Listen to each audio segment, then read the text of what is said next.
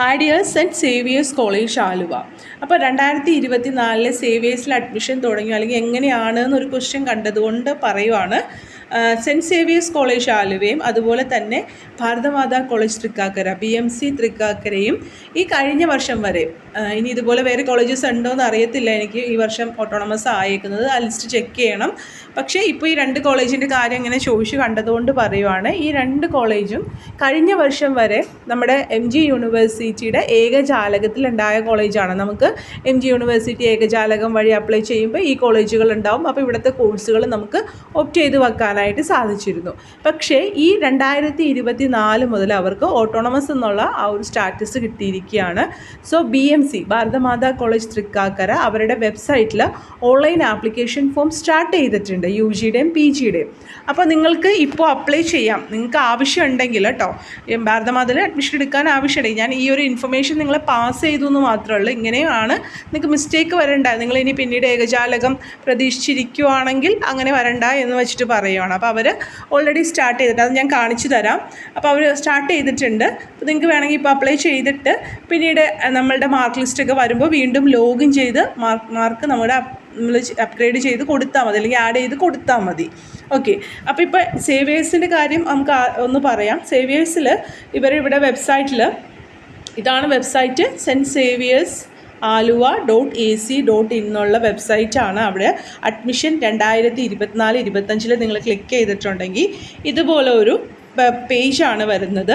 എന്നിട്ട് നിങ്ങൾക്ക് ഇവിടെ കോണ്ടാക്റ്റ് ചെയ്യാനായിട്ട് നമ്പേഴ്സ് കൊടുത്തിട്ടുണ്ട്. അപ്പോൾ ഈ ഒരു നമ്പേഴ്സ് നിങ്ങൾക്ക് ബിസി ആണെങ്കിൽ നിങ്ങൾക്ക് ഏതാണോ വേണ്ട, ഇപ്പോൾ നിങ്ങളിവിടെ കോളേജ് ബ്രോഷർ കണ്ടോ, ഇതിൽ നിങ്ങൾക്ക് ക്ലിക്ക് ചെയ്തിട്ടുണ്ടെങ്കിൽ ഇതുപോലെ ഒരു ബ്രോഷർ നിങ്ങൾക്ക് ഡൗൺലോഡ് ചെയ്ത് കിട്ടും. ഓക്കെ.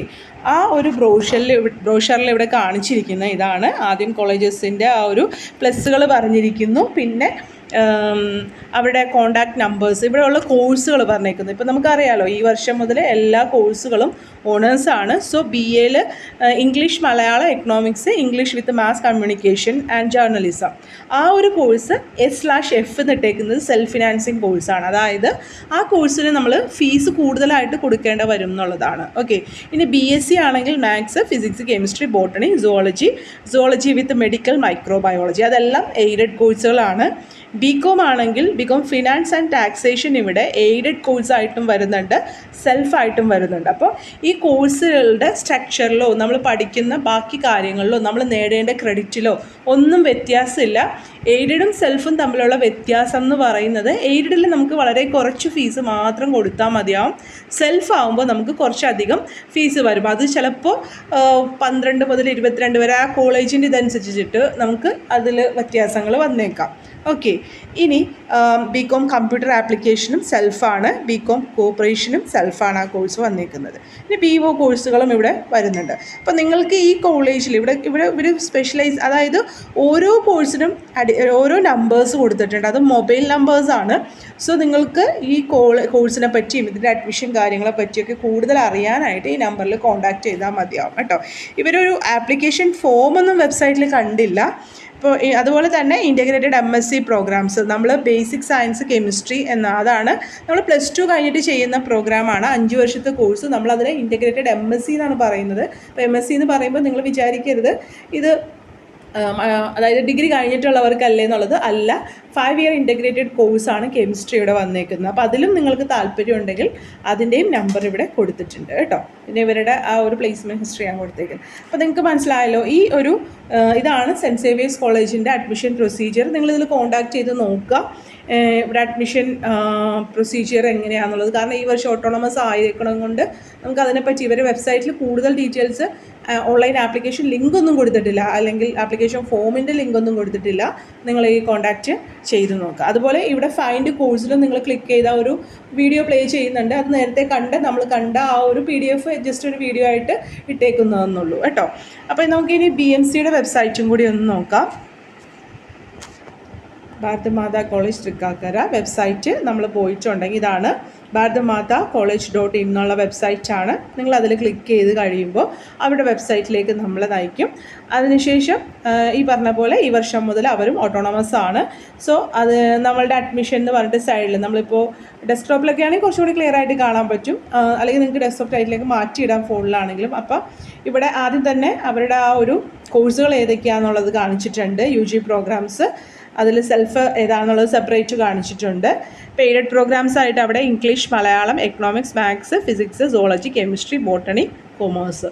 അപ്പോൾ ഇംഗ്ലീഷ് ഡിപ്പാർട്ട്മെൻറ്റിനെ പറ്റി പറയുവാണെങ്കിൽ നല്ലൊരു ഡിപ്പാർട്ട്മെൻറ്റാണ് കേട്ടോ. BMCയുടെ ഡിപ്പാർട്ട്മെൻറ്റ്. ടീച്ചേഴ്സൊക്കെ നല്ല ഇതാണ്. നിങ്ങൾക്ക് കുഴപ്പമില്ല, നമുക്ക് അഡ്ജസ്റ്റ് ചെയ്യാൻ പറ്റുന്ന ഒരു ഡിപ്പാർട്ട്മെൻറ്റ് തന്നെയാണ് BMCയിലെ ഇംഗ്ലീഷ്. ഇനി സെൽഫ് ഫിനാൻസിങ് കോഴ്സുകളും സെപ്പറേറ്റ് അവിടെ കൊടുത്തിട്ടുണ്ട് കേട്ടോ. ഇനി നമുക്ക് അഡ്മിഷൻ എന്ന് പറഞ്ഞിട്ട് സൈഡിൽ കിടക്കുന്ന ആ ഒരു ഇതിൽ ഇത് ക്ലോസ് ചെയ്യുക. ക്ലിക്ക് ചെയ്ത് കഴിയുമ്പോൾ നമുക്ക് ഇവിടെ ഒരു എൻക്വയറീസിന് നമ്പർ കൊടുത്തിട്ടുണ്ട്. പല ഹെൽപ്പ് ഡെസ്ക് നമ്പേഴ്സും കൊടുത്തിട്ടുണ്ട്. മാനേജ്മെൻറ്റ് കോട്ടയ്ക്കും NRI കോട്ടയ്ക്കും സെപ്പറേറ്റ് കൊടുത്തിട്ടുണ്ട്. നിങ്ങൾക്ക് അതിൽ വിളിച്ച് വേണമെങ്കിൽ അഡ്മിഷൻ കാര്യങ്ങളൊക്കെ ചോദിക്കാവുന്നതാണ്.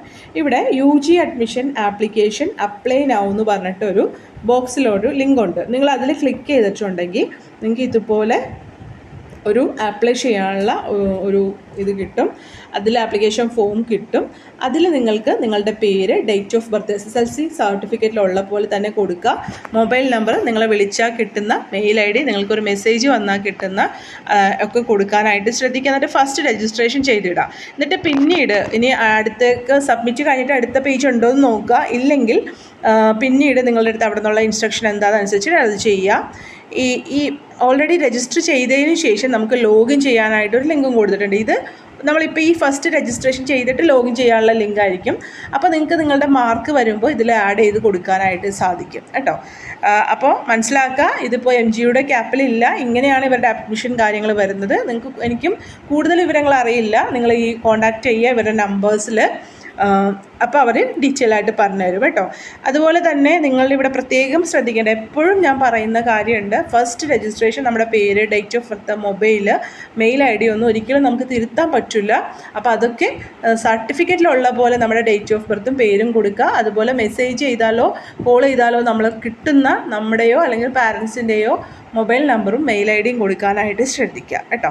പിന്നെ ഇവിടെ ഒരു ആപ്ലിക്കേഷൻ ഫീസ് ഉണ്ടെന്ന് തോന്നുന്നു. അത് നോൺ റീഫണ്ടബിൾ ആണ്. അത് നമുക്ക് തിരിച്ചു കിട്ടില്ല. അഡ്മിഷൻ കിട്ടിയാലും ഇല്ലെങ്കിലും already have an application number, click here to login എന്ന് പറഞ്ഞിട്ട് അതും കാണിച്ചിട്ടുണ്ട്. അപ്പോൾ നിങ്ങൾക്ക് ഇതിൽ എന്തെങ്കിലും പ്രശ്നങ്ങൾ നേരിടുന്നുണ്ടെങ്കിൽ അല്ലെങ്കിൽ കൂടുതൽ ഇതിൻ്റെ ഡീറ്റെയിൽസ് അറിയണം എന്നുണ്ടെങ്കിൽ ഈ മൊബൈൽ നമ്പറിൽ വിളിച്ചാൽ മതിയാവും. നിങ്ങൾക്ക് അതിൻ്റെ ഡീറ്റെയിൽസ് അറിയാനായിട്ട് സാധിക്കും കേട്ടോ. അപ്പോൾ ഇവിടെ കോഴ്സ് ലിസ്റ്റ് വളരെ ഡീറ്റെയിൽ ആയിട്ട് കൊടുത്തിട്ടുണ്ട്. എയ്ഡഡ് ആണോ സെൽഫ് ഫിനാൻസിങ് ആണോ എന്നുള്ളത്.